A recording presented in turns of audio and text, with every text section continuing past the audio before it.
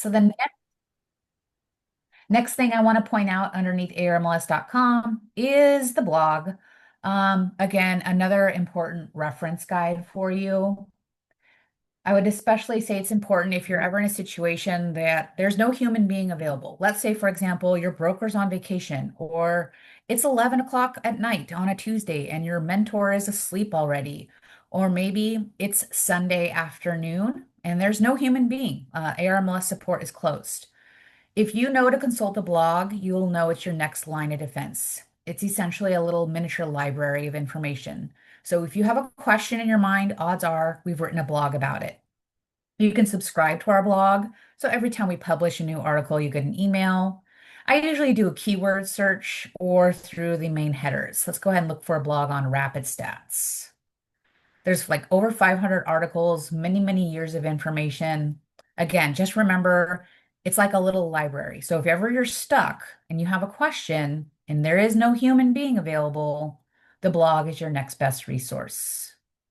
So this one happens to be on current listing reports. I'm going to go ahead and pull that up in just a moment. But you can see that they're short, sweet, they're easy to read. It really helps you to get in and out and on with the rest of your day. So don't forget that's available for you. Underneath the rules tab, this is how you would get in contact with data integrity. My rule of thumb is be proactive, not reactive.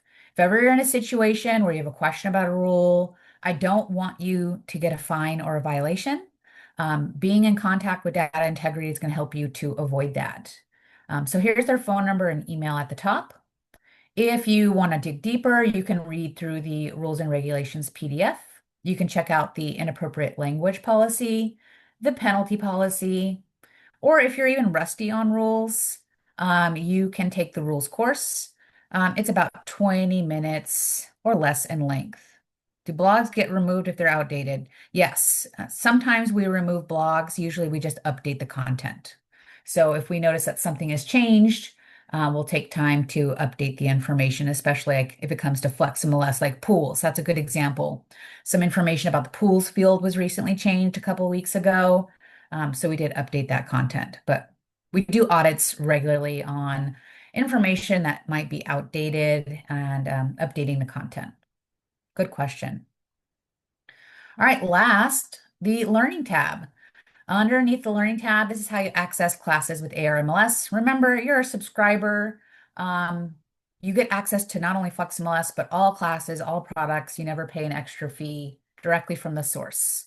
So here is the top, on the top of this page is our online classes. These are self-paced and open 24/7. So a traditional class would have an instructor, your peers, you can ask questions live. These classes, they're broken up into modules and they're self-paced. So you can take one section, you can take all sections. You can take an online course one time or 100 times. You do what works for you and your learning. So here we have the online course for RapidStats.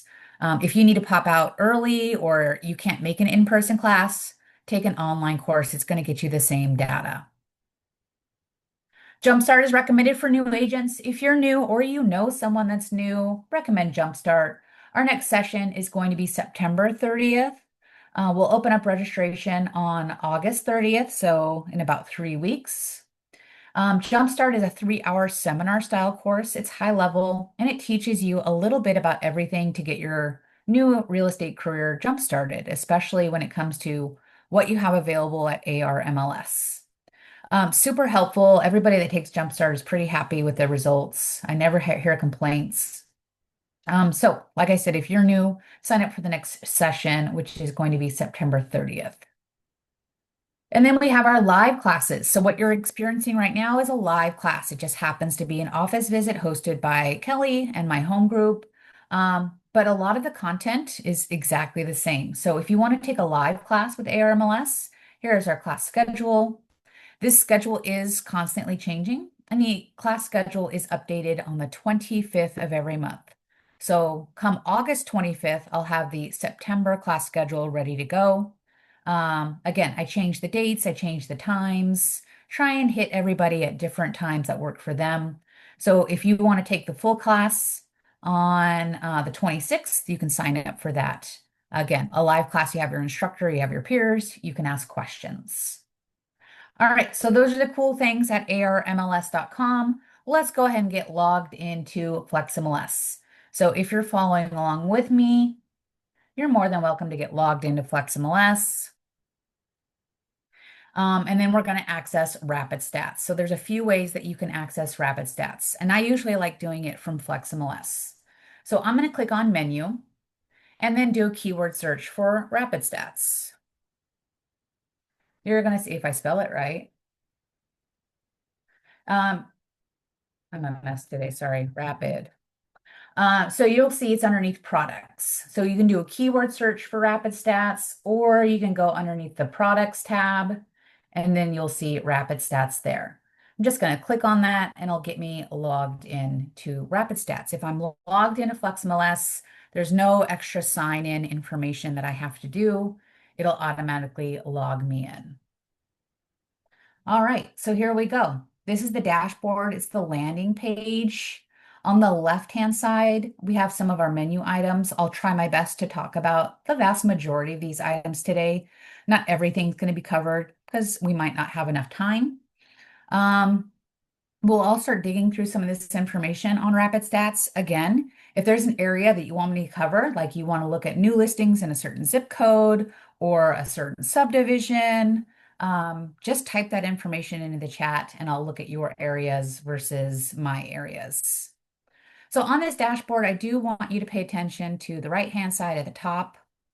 It's going to tell you what counties you're viewing. You can get county data for all counties. So RapidStats is going to talk to all counties and get all data.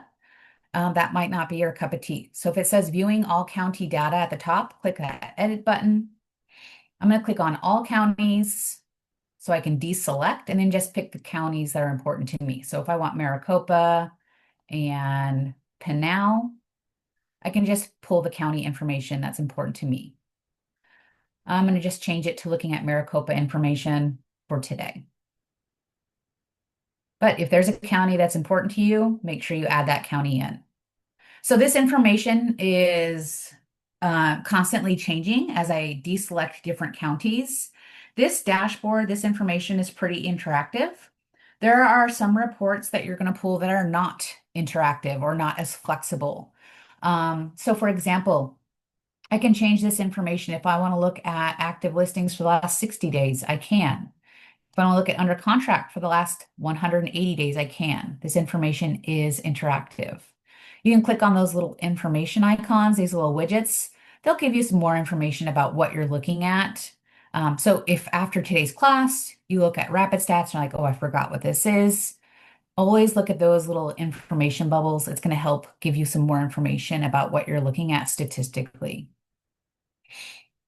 Moving down, sold to list price ratios in the last 24 months, I can look at just the average or just the median, and I can even hone in on a certain area of time. So if I want January to June, 6 months worth of data, I can left click my mouse, hold down on that information, and just look at the zoomed in information.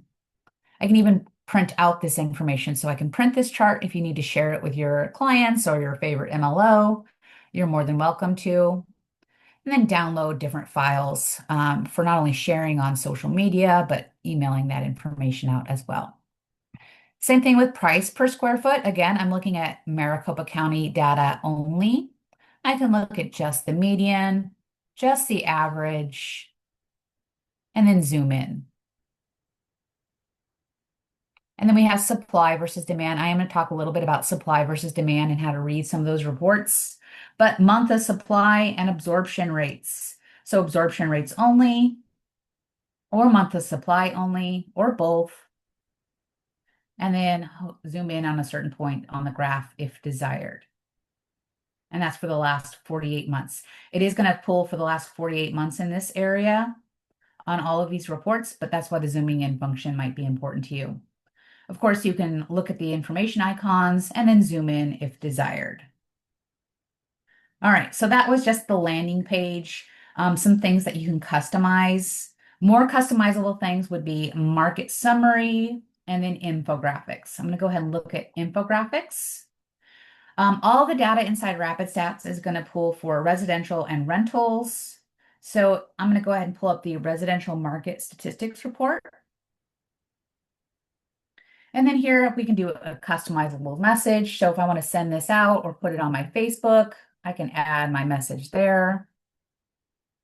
I can change the color scheme. So if I want it to match my office color themes, I can.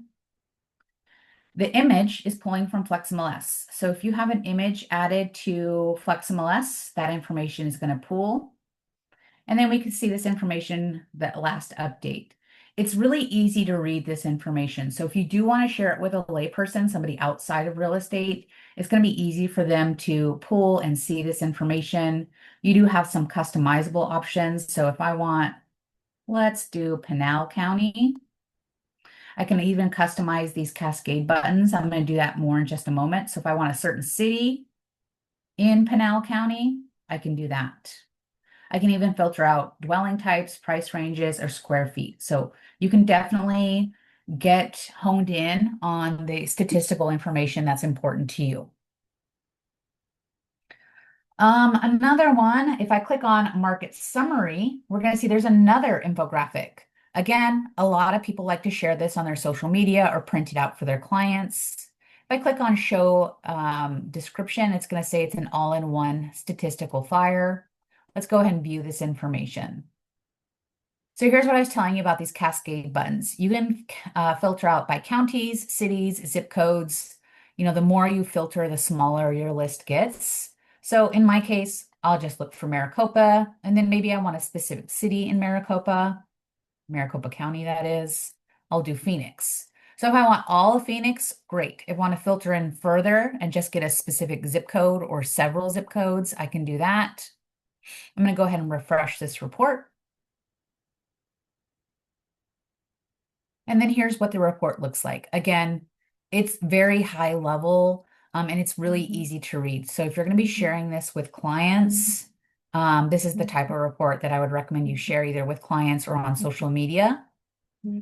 Another thing that you can do is when you're downloading this information, I like to print things like filters and definitions. So if you're sharing it with a layperson, that's going to be important. Not everybody speaks statistics. Let's go ahead and see what the report looks like. So here I've got a PDF document. It's going to have a cover letter with some of my filters and assumptions, the actual report that I pulled, and then I've got the definitions at the bottom. So not everybody's going to know what MOS means, month of supply. Again, if you're sharing it outside the industry, these definitions are super important. I would recommend sharing that.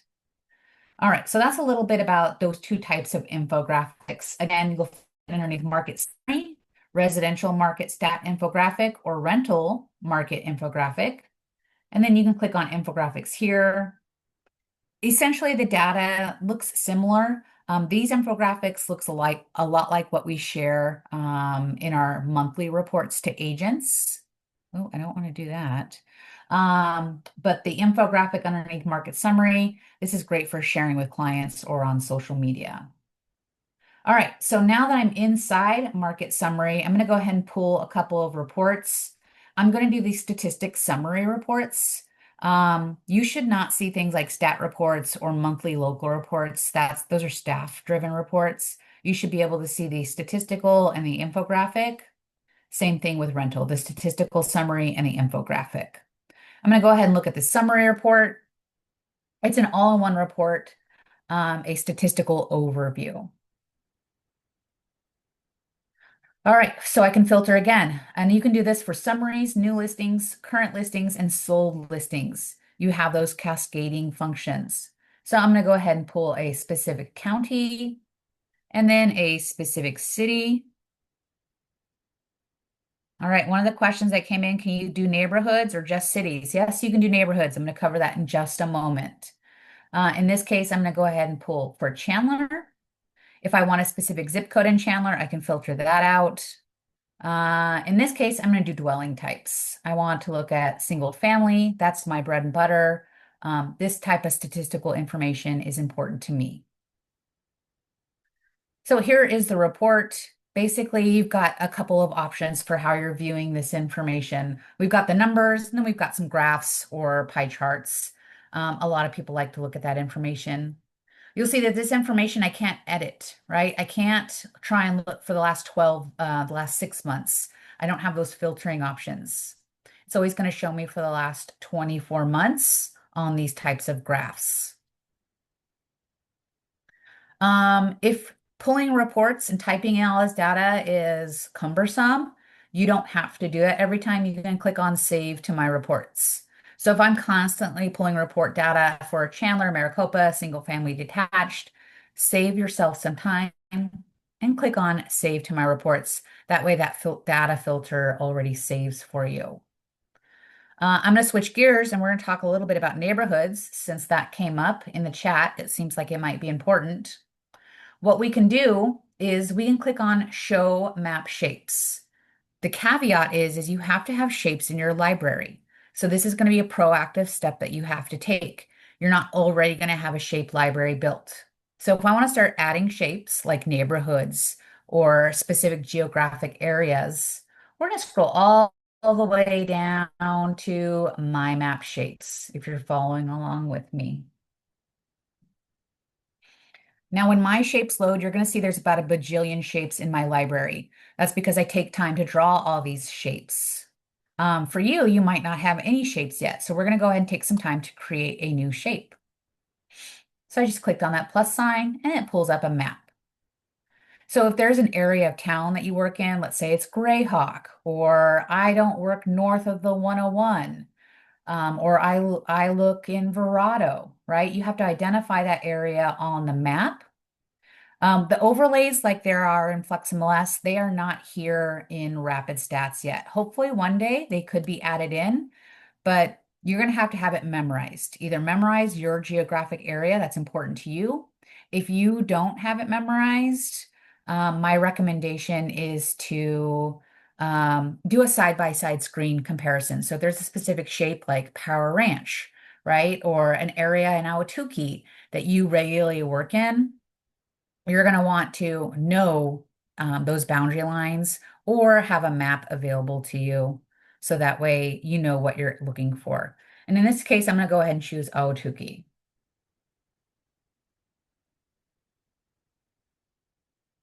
Did I spell it right? A-W, I think there's just one T. All right. So I'm going to take some time to draw Ahwatukee.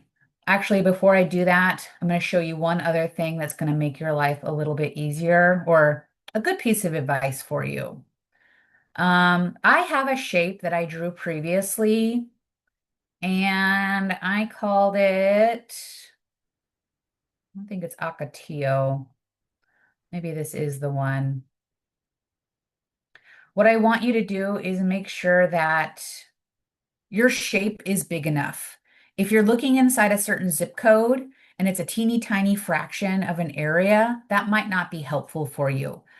Your shape should be a little bit broad, otherwise you're not going to get a lot of statistical data. One area that I've done in my examples, I forgot where it's at, but let's say it's this right here, this shape right here. I'm doing a square block radius or a 1 mile radius. Sometimes it's occupied by a park. Sometimes it's occupied by businesses.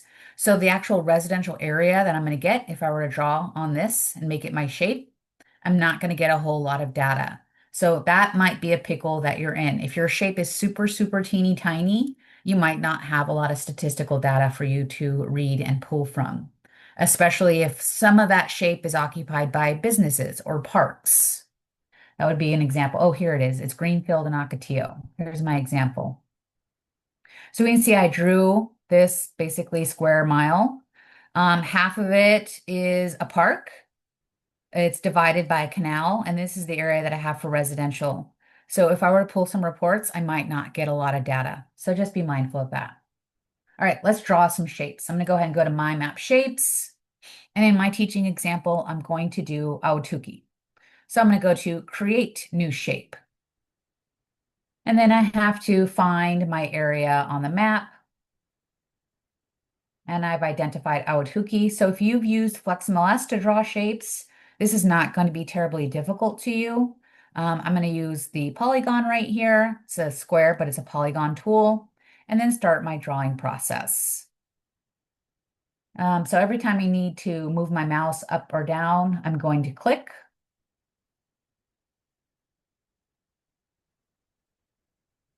And then you can make your shape as customized as you would like. I'm just going to do quickly Aotuki.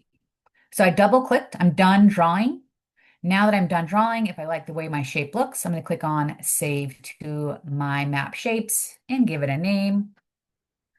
Since I already have Aotuki added as a shape, this time I'm just going to put a date next to it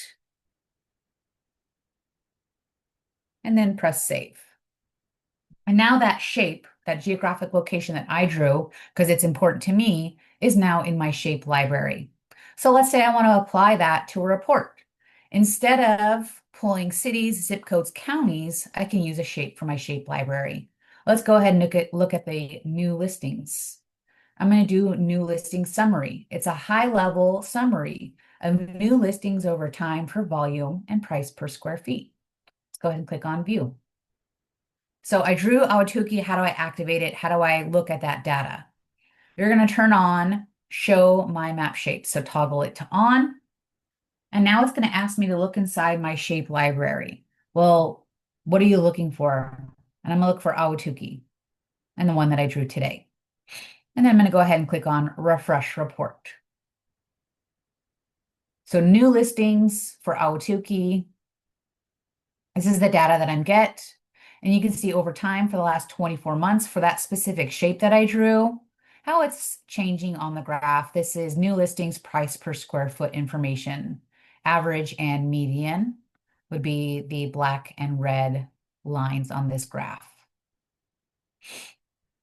Average median price information starting August 2023, so the last 24 months. That would be an example of the new listing summary report. Again, you can download it, print it, save it to your reports if you don't want to necessarily pull that data all the time. You can have it saved in my reports and just living there ready for you to refresh it at any point in time. All right. I don't see any cities or zip codes or specific requests coming in. So I'll do the areas that I regularly use for my teaching examples. If you want something, just let me know. Let's go ahead and look at current listings. Again, I'm just going to pull the current listing summary report just so you can see what it is, what it looks like. If you want to play around with different types of reports, you should have other report options available. Again, if you forget what you're looking at, just click on that details or show description. It's a high-level summary of active and under contract listings over time. Let's for funsies show my map shape, and I'm going to do that one wacky shape that I drew, Greenfield and Ocotillo. And it'll give you an idea of if the data is complete or not, if it's a big enough area for it to pull information.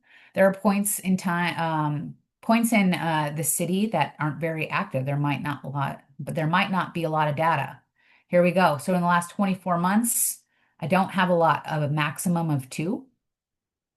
So yeah, it's not a very good example of a shape. Just make sure that your shapes are a little bit broad. Sold listings. Let's look at sold listings summary report. High-level summary of sold information over time. CDOM and sold to list price ratios. Instead of doing a map, I'm going to go ahead and filter by a city. And this time I'll do Mesa. Since I didn't filter by county, I'm literally getting all cities, and that just makes my life a little bit harder. So definitely make sure that you are trying to use those cascade options. And I'll do dwelling type, single family detached. You even have the option to add transaction types in this instance. So maybe I want transaction type normal sale. And then here we go. So I've got sold listings in Mesa, normal sales for the transactions.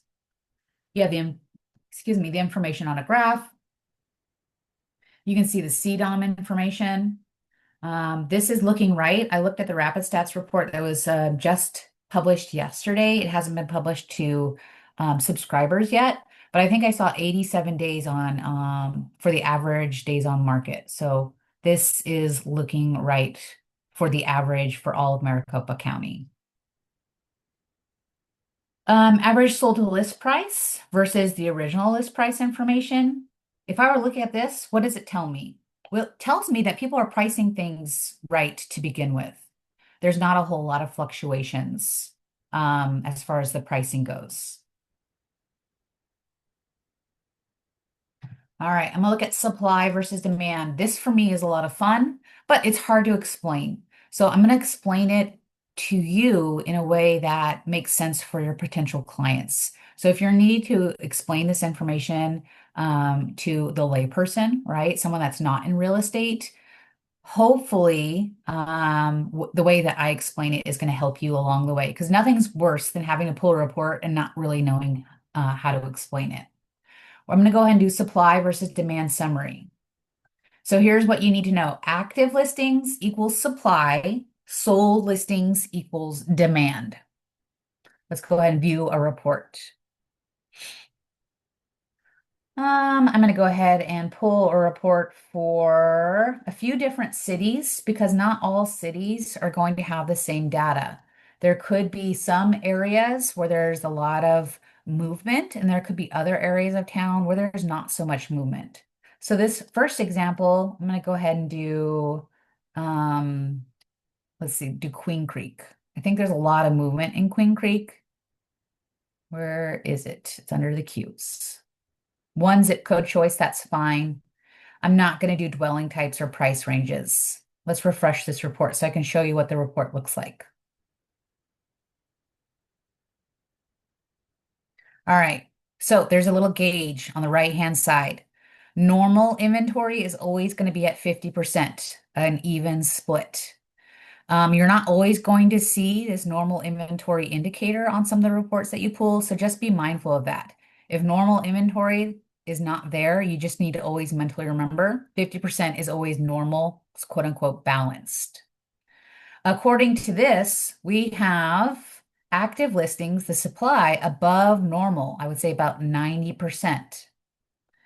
This information is looking since July of 2018. So when it says seasonal activity, first time I started looking at this type of report, I asked me, well, what's a season? I asked myself, what's a season? Is it spring, summer, winter, fall? Is it a season in real estate? Is it a season in my life? No, the season happens to be when this report started pulling that information. So July 2018 is the season. So we have not, high inventory. If we move it down, we're going to look at the demand information. So sold listings equals demand. Normal is always at 50%. It's about, I don't know, 68, 69 right there as far as the demand goes. And then the last graph is going to show you what type of a market we're in, whether we're in a buyer's market or a seller's market. So you hear that phrase a lot, right? Oh, we're in a buyer's market. Oh, we're in a seller's market. Well, how do you know, right? How does this information come about? It's different types of reports like this that tell you what type of a market we're in. Overall, we're probably going to always see buyer's market. It's been trending that way for many, many, many years. But that's not always the case, depending on what area we're looking in. So I'm going to run a different report, and I'm going to say Paradise Valley. So in Queen Creek, we're mostly in a buyer's market. Let's go to supply versus demand. And this time, instead of looking in Queen Creek, I'm going to look in Paradise Valley. I have a feeling there's not too much stuff going on. I think that the people living in Paradise Valley aren't trying to move all that often unless they have to. They probably are set in their homes and they probably have a lot of equity. So let's go ahead and look. See if I get a different type of gauge or a different type of outcome, whether it's a buyer's market or a seller's market. All right, so we've got low inventory. I'm getting different results. Low inventory around the 20%. Active listings is the supply. Sold listings is the demand. We're at 40%, which is also below normal. So sometimes I like to say this plus this gives us what type of a market we're in. I'm going to take a guess. and say that we're in more of a seller's market in this particular area of town. So low inventory plus low sales equals seller's market. In this particular city, they're indicating it's more of a seller's market, right? It's not the case for all counties or all cities, but sometimes it is that way in those niche neighborhoods or niche markets. All right, so that's a little bit about how to read and how to interpret those sold versus demand summary reports. Definitely use it to your advantage. Agent metrics. Let's talk a little bit about agent metrics and office metrics. What I do want to point out to you is when you see agent fines and violations, this is only for you and your broker to look at, not everybody using FlexMLS. So I can't type in any random person and find out how many fines and violations. If it says fines and violations, it's only you and your broker can see that information. But let's go ahead and look at production reports. So in a 24-month period, it's going to show you residential sales transactions, including side counts, dollar volume, and changes over time. So I do have permission to look at an agent. I have no data available, so it would not be helpful for you, but you can look at your own information as I'm typing in these types of reports. So here it's going to show me the sides, transaction counts in the last 24 months, seller side versus buyer side, dollar amount information, and then those individual properties. If you look at these types of reports for your own records and you're like, well, I helped sell this house on Miami, it's not, if it's not reflective, right? Like if you're looking for a certain address or ID number and it's not reflective, all this information is pulling from FlexMLS. So there could be something wacky. Maybe you weren't included on a specific transaction. My first guess would be to talk to your broker. And then if that doesn't work, call data integrity. You might not have been included on a certain transaction. Another type of report, agent inventory. This is to do a summary of agents' current residential listings that are either active or under contract.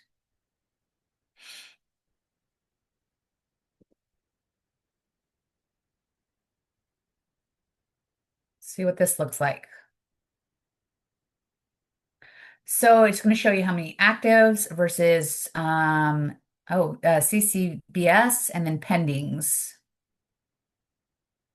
And I believe it's for the last 24 months.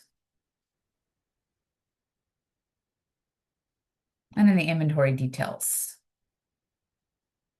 All right, last one I really like is agent efficiency. So if you're in the situation where you have clients that are getting to expire, right? You're not getting to closed, or you're not moving through that cycle in the way that you want, and you might need some coaching. This is going to help you determine your efficiency.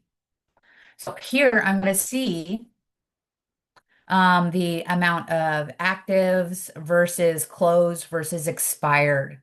No, I lied. Closed versus expired versus canceled.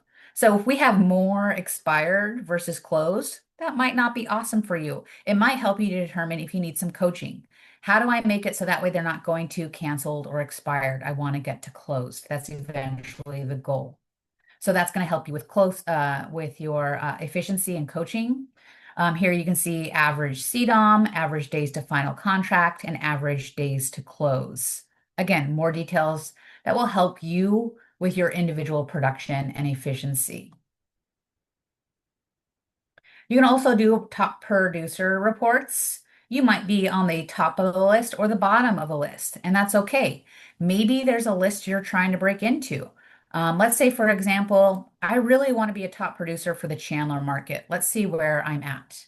Or I'm on the top 100, but I want to see if I can get to the top 50. Also, you can, I don't want to say manipulate this data, but you can help the data tell a story that you want to tell. Not only can you narrow it down by cities and time frame, you can also sort it out by size. So it's like, well, I normally do listings. Maybe I want to do side counts for listings, not the total. Maybe I want to look and see if I'm in the top 50 list for Chandler.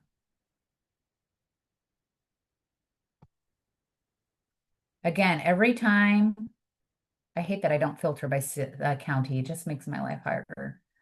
All right. Every time I pull these top producer reports, whether I'm looking at the top or the bottom of the list, you're going to get different pieces of information, and you could be on a certain trajectory based on how you're filtering out this information. So if I'm looking for top listing site agents in Chandler, and maybe I want to do for the last 12 months, this is going to show me my competition, right? So here's the top 50 agents. Here's who my competition is for the listing side. And you could be on the top of a list. It just really depends on how you do your filtering.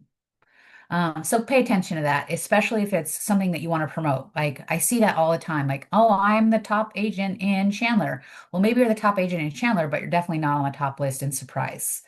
Something that kind of helps you with your own promotions, and help build your client base. Office metrics, if you want to look at office metrics, you can. This is more broker level per reports, and it's going to show you office information. So if I wanted to do broker production report, for example, I need to make sure that I'm typing in my brokerage ID. And I forgot the name of this office. I think it's REOG. Yep. So always remember to look for the broker code if you are going to be looking at a production report. And then also, if it happens to be a large office, it's going to show you some information divided by their different office codes. So this particular brokerage has lots of office codes. It might not show you all the information for just that one individual office, even though that's what I typed in. All right, so that would be information about office metrics. And by the way, all of this information is visible inside FlexMLS.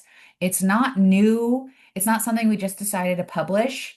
It's all available inside FlexMLS. It's just not very easy to find these types of reports or pull these types of reports. So RapidStats just makes it easier for you to find and pull this type of reports and these types of data. If I wanted to put somebody on a schedule, maybe I want to monthly send them a report, especially if it's like my favorite mortgage person or a client that I'm working with, like an investor. I can go to my schedule of reports, and here I can see a list of reports that are on a schedule. In this particular instance, these are all archived reports. If I wanted to build a report and put it on a schedule, I could do that. I'm going to go ahead and go to my reports.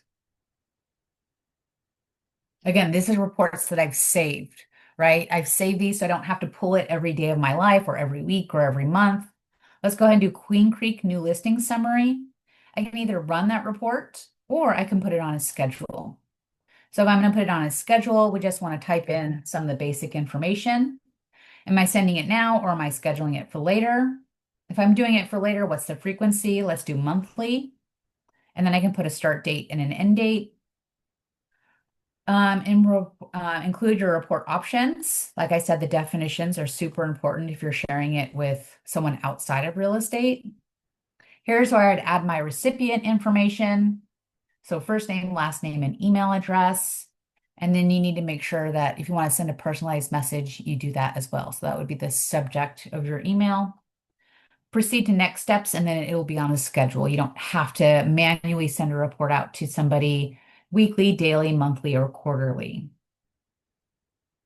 The last thing I want to look at is my charts. Again, this is super customizable. So play around with this. This will be a part of your homework. I want you to make sure that you spend some time looking at my charts and creating some charts. You can choose your data source. Do I want residentials or rentals? And then, well, what do I want? Maybe I want active. And then you get to choose one more piece of information. Maybe I want to do average list price, and then I'll hit create chart. But that's not all. There's even more filters and more customizations that you can do when you're taking time to build your own charts.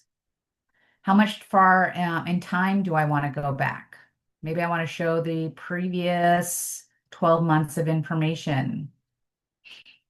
Do I want to change the design so I can change the legend, the branding, the sizes, the XY axes? Those are all customizable pieces of information. So once you've got some customizations that you really, really love, let's go ahead and just change the color. And I'll say this.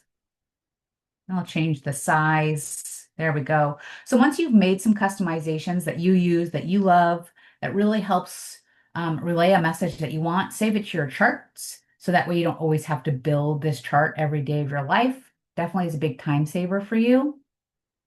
And then you can also download and print this information. So if you want to put something on your social media or share it in a monthly newsletter, that's something that you're able to do, especially if there's an area of town that you are watching, that you're monitoring, that you want to be up to date on as far as trends go. All right. Those are all the cool, exciting things that I really want to point out to you today. We do have a few extra minutes. So if you have questions, I can take some questions. Hopefully, I can answer them. If you don't have any questions, you're free to go. Have a great rest of your day. And hopefully, I'll see you in another class soon. So, like I said, I'll hang out in case anybody has questions, even if it's not about rapid stats. You can ask.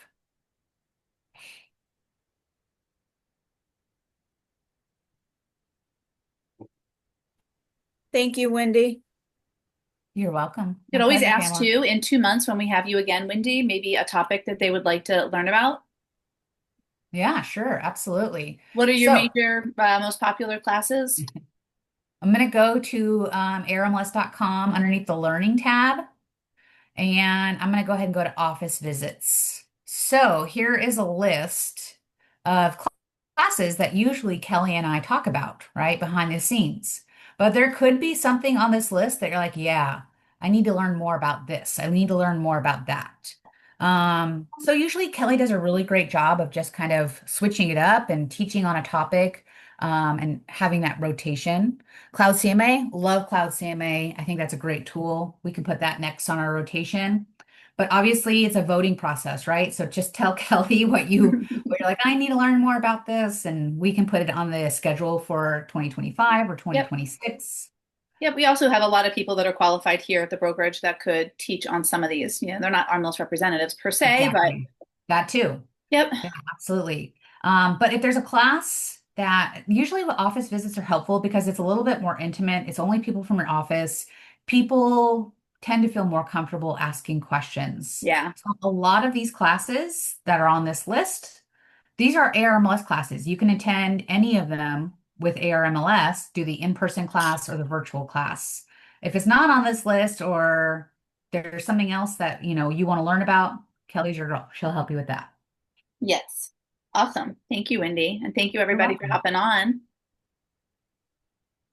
Everyone's good to go. Have a great day. All right. Bye, Kelly. Thank you. Bye.